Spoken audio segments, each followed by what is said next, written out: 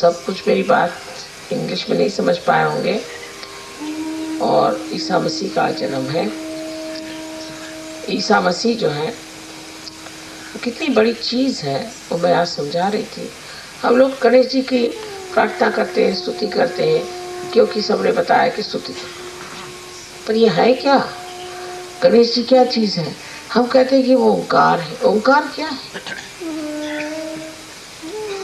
सारे संसार का जो कार्य है वो इस ओंकार की शक्ति से होता है, जिसे हम लोग चैतन्य कहते हैं, जिसे ब्रह्म चैतन्य कहते हैं। ब्रह्म चैतन्य का जो साकार स्वरूप है वो ओंकार है, और उसका जो मूर्त स्वरूप है या विग्रह उसका जो है वो श्री गणेश, और उसका जो अवतरण है वो है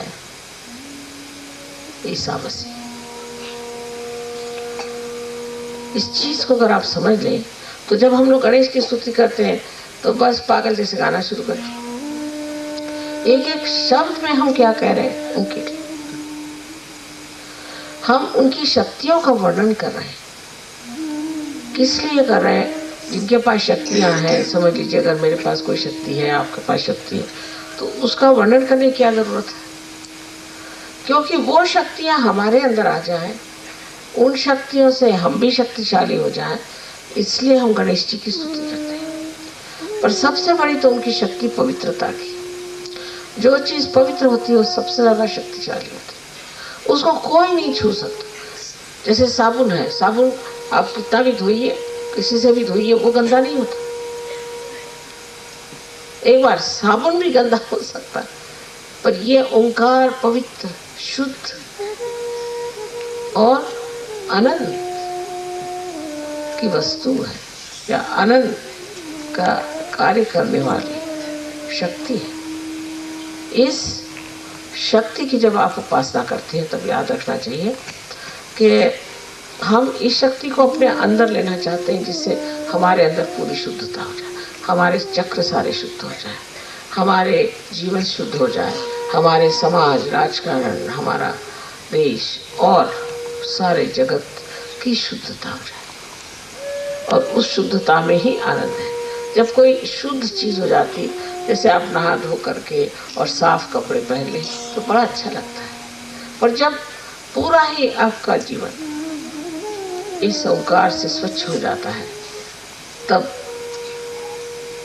इसे हम आत्मानंद कहते हैं, वो होता, वो मिलता है। और आत्मा में भी जो शक्ति है वो भी ओंकार ही की शक्ति है।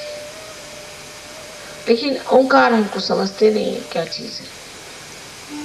ये कह दिया कि वो है और अर्धमात्रा है, ये कहने से हम समझ नहीं पाते कि ये चीज क्या है। और ये चार शक्तियां चतवारी श्री गणेश की है, उन्हीं का प्रादुर्भाव आप पाते हैं ईसा मसीह के जीवन में। लेकिन वो 4 साल तक जीवित रहे, और पता नहीं कैसे कि उनके बारे में हिंदुस्तान में बहुत कम जानकारी रही, पर पाश्चिमात्य देशों में उनको लोग मानने लगे। अब ये तो सिर्फ खोपड़ी मात्र है, इनको और कुछ है नहीं, न हृदय है न कुछ है, सिर्फ खोपड़ी है। और उस खोपड़ी में इतनी सूक्ष्म चीज कैसे घुसेगी? इस सूक्ष्म चीज को समझने के लिए मनुष्य की जो बुद्धि है उसमें मेधा जागृत होनी चाहिए, माने उसके अंदर वो संवेदन शक्ति आनी चाहिए, जिसमें वो प्रकाश के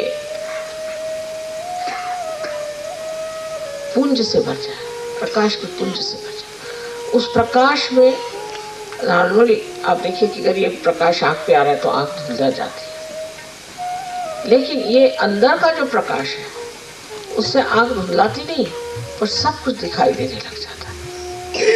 उस आत्मा के प्रकाश को पाने के लिए आज्ञा चक्र पे आप देखिए, बराबर आज्ञा चक्र मेधा के ऊपर में, ये मेधा है, इसको कि ब्रेन प्लेट कहते हैं, इस पे यहाँ आज्ञा चक्र है। जब मेधा खुलती है, मतलब मेधा ऐसी है बंद, जब खुल जाएगी तभी आज्ञा चक्र खुलना कहते हैं। और जब इसके अंदर से कुंडलिनी ऊपर आती है और जब वो मेधा के ऊपरी हिस्से में छा जाती है तो मनुष्य की बुद्धि में एक विलक्षण, जो कि मनुष्यता से परे, मनुष्य की बुद्धि से परे एक विलक्षण दैवी शक्ति प्लावित होती है। और इस दैवी शक्ति से आप समझने लग जाते हैं कि सत्य क्या है और असत्य क्या है। उसी की शक्ति से आपके हाथ पर भी आता है। धीरे धीरे आपको कोई भी बात हाथ पर जाने की जरूरत नहीं, ऐसे आप जान जाएंगे। आप फौरन से मिलेगा ये झूठा है, ये अच्छा है। पर कुछ लोग बहुत जल्दी इस चीज में उतर आते हैं। मैं कहती हूँ उन पे ईसा मसीह का आशीर्वाद हो गया। और कुछ लोग अब भी बुद्धि के चक्कर में रहते हैं, जैसे यह है कि बेकार के धर्म अधर्म में फंसना, जाति पाति में फंसना, और हमको तो भाई हिंदुस्तानी ठीक है या अंग्रेजी ठीक है, इस तरह के विचार, संकुचितता और दूसरी अनुदारिता और कंजूसियाँ और दुनिया भर की जो चीज़ें हैं। अपने देश में तो पता नहीं, जैसे बहुत सारे पैरासाइट्स, मच्छर, खटमल सब मिलते हैं, वैसे कहीं नहीं मिलते।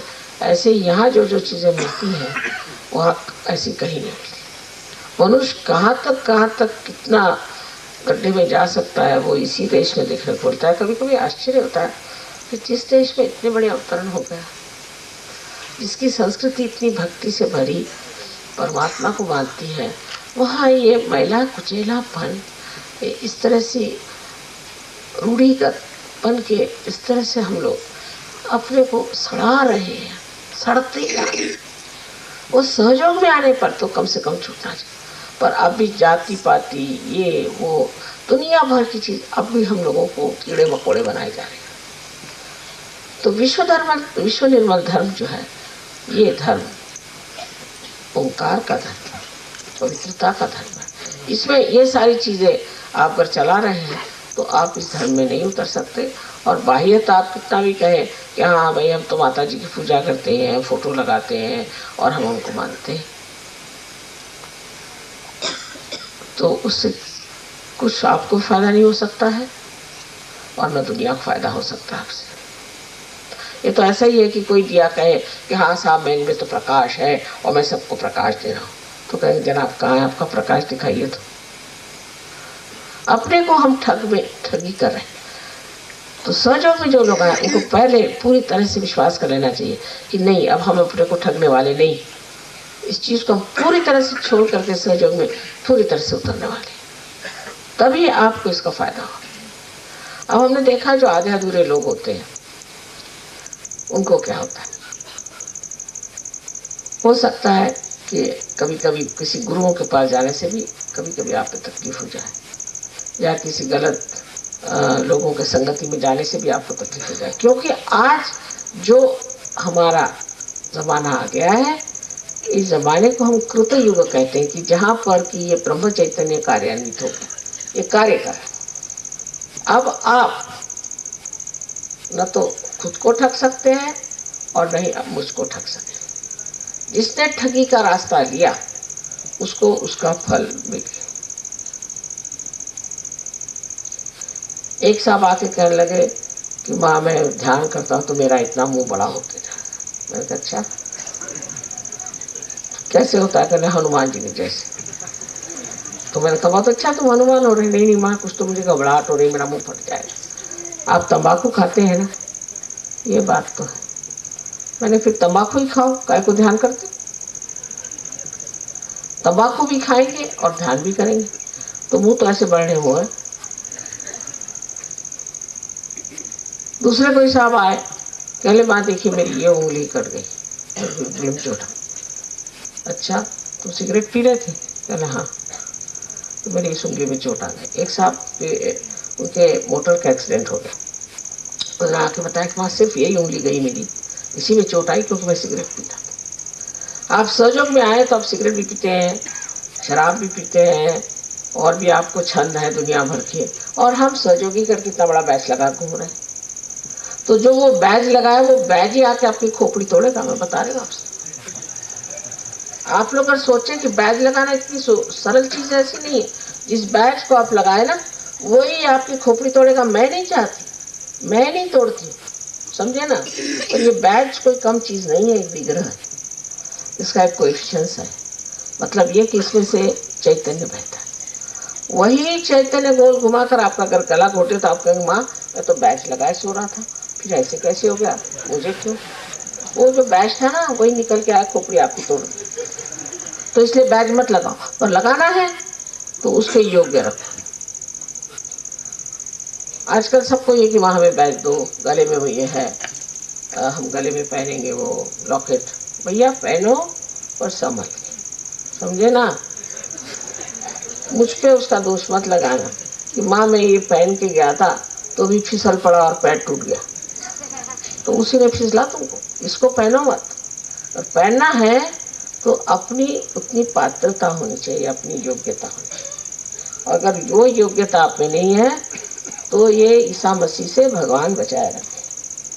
और गणेश जी तो उससे भी बढ़ के हैं, वो तो लेफ्ट हैंड ही में पर, इसलिए हमें एक ऐसा मार देंगे तो मैं क्या करूं उसको। और साहब उनकी तो वो कोई मेरी सुनते, अब तुमने जब पहन ही लिया तो वो कहते लो पहनो। और तो इस बैच को पहनना या इस पेंडेंट को पहनना, अंगूठी को पहनना, बाबा रे बाबा बहुत संभाल के रहे। आप बाथरूम जाते हैं तो उसको अलग उतार के रखो, इसको बहुत संभालो। मेरे बालों का भी मैंने बताया लोगों से कि इसको भाई मेहरबानी करो, ये बाल जो है ये यम के दिए हुए बाल हैं, अब वो इसके पीछे रहता है। तो आप मेहरबानी करके ये बाल जो हैं इनको कहीं मिल जाए तो वो मुझको वापस कर देना। इसको मैं नहीं चाहती कि तुमको कोई तकलीफ हो, भी मैं माँ भी तो हूँ, पर ये लोग तो नहीं ना तुम्हारे बाप माँ, ये लोग तो तुम्हारे भाई लोग हैं और डंडा लिए घूमते हैं आपके पीछे में। इसलिए समझ लीजिए कि सहयोग में आप आए हैं वो बड़ा आराम है, आनंद है, भजन हो रहा है। और फिर डंडा कहाँ से पड़ा। तो इसलिए सहयोग की विशेषता ये समझ लेना चाहिए, ये परमात्मा का प्यार है। और परमात्मा जो है वो माँ नहीं, माँ तो प्रेमयी है, वो तो जानती कि भाई बच्चे ही हैं, कभी कुछ करते हैं कभी कुछ करते, चलो कोई हर्ष नहीं। लेकिन परमात्मा देख रहे हैं कैसे चल रहे हो, और इतनी मेहनत करके हमने आपको सहयोग दिया आपकी माँ ने, तो आपका पांव कहाँ डगमगा रहा है, आप कौन सा गलत काम कर रहे हैं। और इसलिए समझ के रहना चाहिए। पर ये कहूंगी कि आदिशक्ति जरूर परमात्मा की शक्ति है, उनकी इच्छा है, लेकिन परमात्मा जो है वो देख रहे हैं कि ये सारी जो मेहनत हो रही है, इतना जो नाटक इन्होंने बना रखा है, इसमें सत्य असत्य कितने लोग हैं और इनका किस किस का ठिकाना करना है, उसी का हिसाब जोड़ रहे हैं। जो अच्छे हैं उनको भी कभी देखना चाहिए ना, वैसा नहीं। जो झूठे हैं उनको पकड़ बैठे और सबको डंडा मारेंगे। इसलिए मेहरबानी से जो भी करना है शुद्ध मन से, दिल को खोल के, जो हमने आपसे बातें बताई हैं कि अंदर श्रद्धा हो, अंदर में आपके अंदर कोई जातिवाद हो या कोई हम हिंदुस्तानी बहुत ऊंचे ऐसी भावना हो, या किसी तरह की भी ऐसी जो भावनाएं जो कि झूठी हैं, इसमें पावित्र नहीं है, ये सारी भावनाएं निकाल करके आप कृपया मेरा पेंडेंट पहने, क्योंकि उस पेंडेंट के साथ एक एक गण लग गया। अब वो लगे हुए हैं आपके आगे पीछे। जितनी आपकी और रक्षा करते हैं उतनी आपकी रक्षा एक तरह से करते ही है कि आप गलत काम न करें।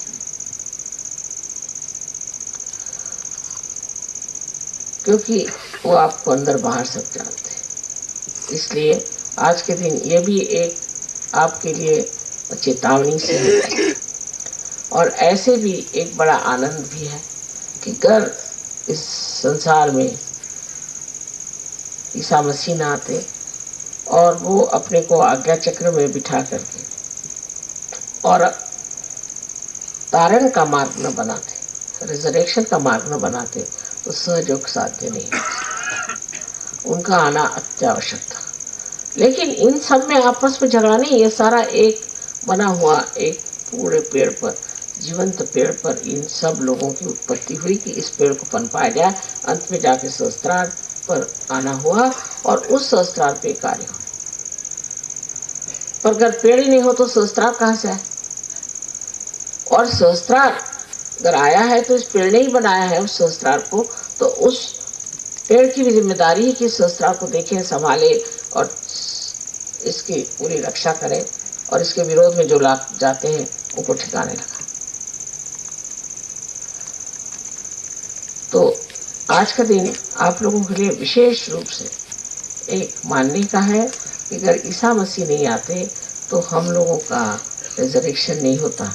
क्योंकि कहते हैं श्री गणेश से कि जब हमारा मोक्ष का टाइम आएगा तब तुम हमारा रक्षण करना। ऐसा कहा कि हमारे मोक्ष के टाइम में तुम हमारा रक्षण करना। मोक्ष के टाइम में वो स्वयं साक्षात आज्ञा चक्र पे पधारते हैं और आपका रक्षण करते हैं। इसलिए आज का दिन हम सबके लिए बड़ा शुभ है, बहुत प्रसन्नता देने वाला है, और इसी तरह से चेतावनी भी देता है कि संभल के रहिए। और अगर आज्ञा चक्र पे आप बिछड़ गए तो पागल खाने में चले जाएंगे,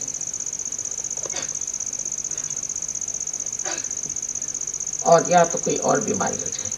तो आज्ञा चक्र की पवित्रता रखनी चाहिए, माने हमारे विचार हमेशा पवित्र होने चाहिए। अपवित्र विचार आ जाए तो उसको क्षमा करते रहना चाहिए। विचार हमेशा पवित्र आने चाहिए, और जैसे जैसे आपकी उन्नति होगी आपके अंदर अब पवित्र विचार आएंगे नहीं, हमेशा पवित्र विचार आएंगे। तो सहयोग जो है वो सिर्फ आपके आनंद के लिए, आपके महानता के लिए, आपके गौरव के लिए और आपके पूरी तरह की प्रगति के लिए बना हुआ है।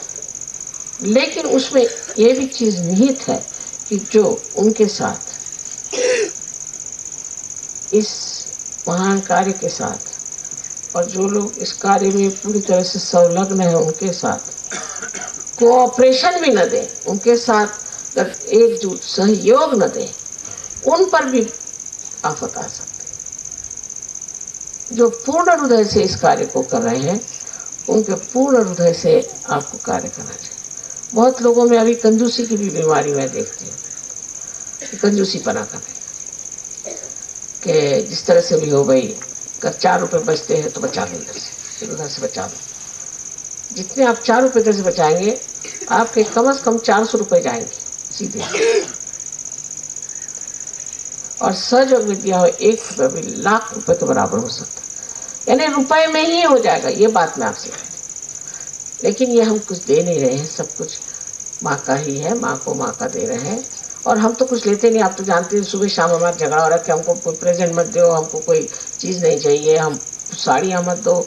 सुबह से शाम तक 5 साल से झगड़ा चल रहा है, कोई सुनता ही नहीं। कम कराते कराते कराते कराते इधर दाम भी बढ़ रहे हैं और कुछ चाहिए चीज़ नहीं चाहिए हमको। लेकिन सहयोग के लिए तो पैसा लगता है।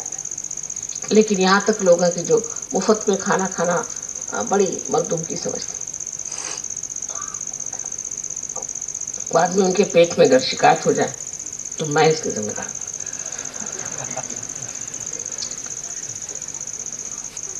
और ये जगह भिखारियों के लिए नहीं, रईसों के लिए।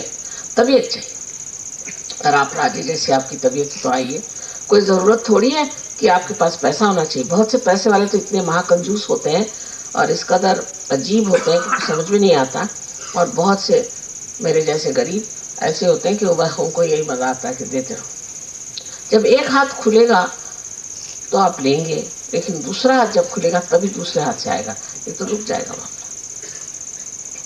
इसलिए कंजूसी की जो बातें मैं सुनती तो मुझे इतनी घिन चढ़ती है कि कुछ पूछे। लेकिन उस दिन का नज़ारा मुझे अच्छा लगा कि जब सब कुछ रहा नहीं तो मेरे फोटो ही को लोगों ने बड़े प्रेम से ले लिया। माँ अपने फोटो दे रही, सब आए, तो बड़ा अच्छा लगा इस चीज़। तो समाधान पहले आना चाहिए, समाधान के बाद ही मनुष्य ईसा मसीह जैसे तो कोई त्याग नहीं कर सकता, लेकिन उस त्याग को सहर्ष स्वीकार करना चाहिए। थोड़ी सी तकलीफ हो जाए, कुछ बात नहीं, लेकिन हम बहुत बड़े महान कार्य में पड़े हैं, और अपने लिए नहीं तो हम सबके लिए कार्य कर रहे हैं। अगले साल मैं सबकी लिस्ट मंगाऊंगी, और मैं देखना चाहती हूँ, खासकर बम्बई वालों के लिए शिकायत है कि वो बिल्कुल ही पैसा देने से इनकार करते थे। और ये बम्बई में सारी महालक्ष्मी का टेम्पल है, क्या फायदा उस बेचारे महालक्ष्मी का टेम्पल का, जहाँ की महालक्ष्मी स्वयं जमीन से ऊपर आ गई, और वहाँ के लोग इस कदर कंजूस हैं कि वो कुछ भी पैसा नहीं देना चाहते। सोचते सब तो माँ कर ही रही है, तो चलो आराम से रहे, सब मजा आ रहा है, चलो। ऐसे तो सब हो ही जाएगा, वो पैसा दे चाहे नहीं दे, लेकिन उनका क्या होगा ये सोच लेना चाहिए। महालक्ष्मी के तत्व में यह है कि जब हम अंदर अपने अंदर समाधान को प्राप्त कर लेते हैं, लक्ष्मी का तत्व जब पूरा हो जाता है, तो महालक्ष्मी का तत्व जागृत होता है, जहां हम सत्य को खोजने लगते हैं। अगर आप में समाधान नहीं है तो आप महालक्ष्मी तत्व पे उतर नहीं सकते। देखिए सीता जी का जीवन, वो रामचंद्र जी के साथ कितने दिन है, राधा जी का जीवन, और उसके बाद ईसा मसीह की माँ का जीवन, तीनों जीवन में कितना त्याग, बगैर महान समाधान के ये हो ही नहीं सकता। तो महालक्ष्मी तत्व से मनुष्य समाधानी हो जाता है, और इस तत्व से वो फिर सत्य को ढूंढता है, और सत्य को ढूंढते वक्त असत्य जो है उसे छोड़ते जाता है। तो आज के इस महालक्ष्मी के पूजन में, जहाँ की हम ईसा मसीह को पूज रहे हैं और उनकी माँ मेरी को पूज रहे हैं, तब हमको समाधान में उतरना चाहिए।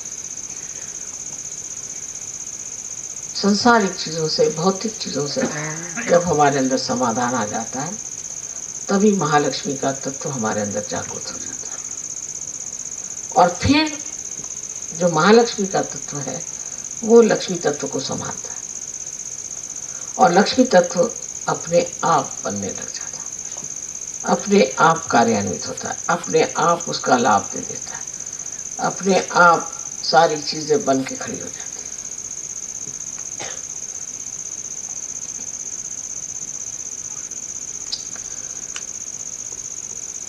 तो सिर्फ कहना यह है कि अपने दिल को बड़ा करें, तो दिल बड़ा करें, और दिल के अंदर उस ओंकार को बसाएं, उस आत्मा तत्व को बताएं, उस ईसा मसीह को, उस गणेश को बसाएं, जिनके कारण हमारे सारे बिगड़े काम ठीक हो जाए और आपको अधिकार मेरे ऊपर आ जाए। उन लोगों के बगैर मैं आपको अधिकार नहीं दे सकती कोई सा। कुंडलिनी के जागरण में भी जब तक मूलाधार से परमिशन नहीं आती है, जब तक मूलाधार में बैठे गणेश जी हाँ नहीं करते हैं, मैं क्या कोई भी कुंडलिनी को नहीं जगा सकता। उनके अधिकार अपने,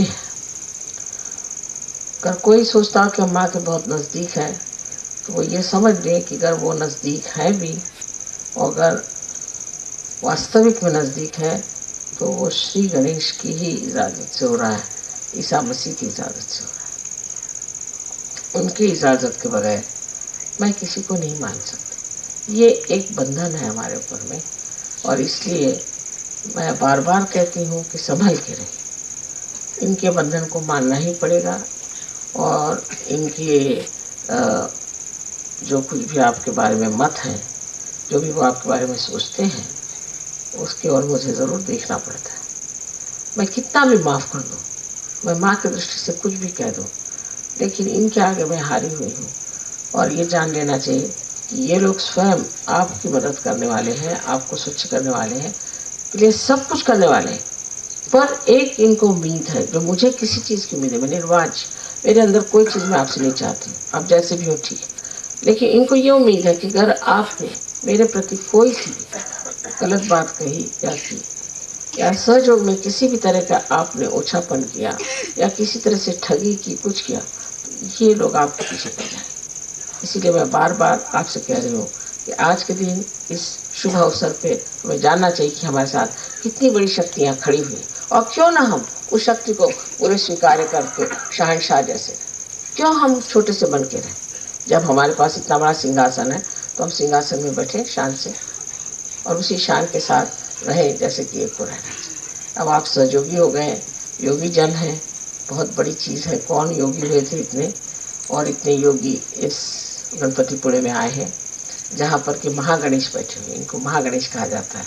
और इस महागणेश के परिवार में हम लोग यहाँ आए हुए, इनके इस प्रांगण में हम यहाँ पहुँचे, और इनके आशीर्वाद से हमारे अंदर भी इन्हीं की जैसी महान शक्तियाँ आ सकती हैं। और सबसे पहले शक्ति को भी सहन करने के लिए उनकी पवित्रता और उनकी भक्ति होनी चाहिए। जिस तरह उनकी भक्ति है जिसमें कोई भी तरह का स्वार्थ नहीं, सिर्फ भक्ति मात्र है, ऐसा अगर हम लोग अपना कर ले तो बाकी काम वो संभाल लेते, फिर वो आपके चाकर आपको संभालें। पर अगर आप उल्टे तरफ से चलें तो आपको वो हानि भी कर सकते हैं। ऐसी एक सूझबूझ की बात मैं आपको समझा रही हूँ, क्योंकि एक माँ को ये लगता है कि भाई इनकी ये बड़े प्यारे मेरे बेटे हैं और इनसे आप लोगों का लाभ ही होना चाहिए, और फिर ये भी लगता है कि कहीं ये तुम लोग कान न पकड़ लें। इसलिए आपसे ये भी समझा रही हूँ कि जब इतना सुंदर हम लोगों ने समागम बिठाया है, सब हम लोग इतने सुंदर एक फैमिली के लोग आ गए हैं, सब एक साथ हो गए हैं, तब ये जो आपके बड़े भाई लोग हैं इनका आपको थोड़ा सा मानना पड़ेगा कि ये हैं बैठे हुए हैं वहाँ, और इनको भी समझना चाहिए। और इनकी पूजा करने से ज़रा इनको आप खुश कर लें तो बड़ा अच्छा रहेगा। लेकिन जल्दी खुश नहीं होते, बता है ये, जब तक अंदर की स्वच्छता नहीं होगी खुश नहीं होगी। इसलिए अंदर की स्वच्छता हृदय की करके और आज प्रण करके कि इससे आगे हम कोई सी भी क्षुद्रता को, किसी भी ओछेपन को, छोटी बात को हम बिल्कुल त्याग देंगे, और इनकी महानता और शुद्धता की ओर हम नज़र करके इनको अपने आदर्श मान के उस ओर अपनी ज़िंदगी बनाएंगे। बस यही एक करने से सब हम लोगों का लाभ ही लाभ है। आपको अनंत आशीर्वाद है हमारे, और आप लोग सब आए यहाँ पर इतने प्यार से। सबको माँ धन्यवाद तो नहीं कह सकती, पर यही है कि मेरा हृदय भरा हुआ है और इस हृदय में आप सब समाये हुए हैं, और मैं आपसे अत्यंत प्यार करती हूँ। नितांत मैं आपको प्यार से देखती हूँ और हमेशा आपके रक्षा की विचार में रहती हूँ।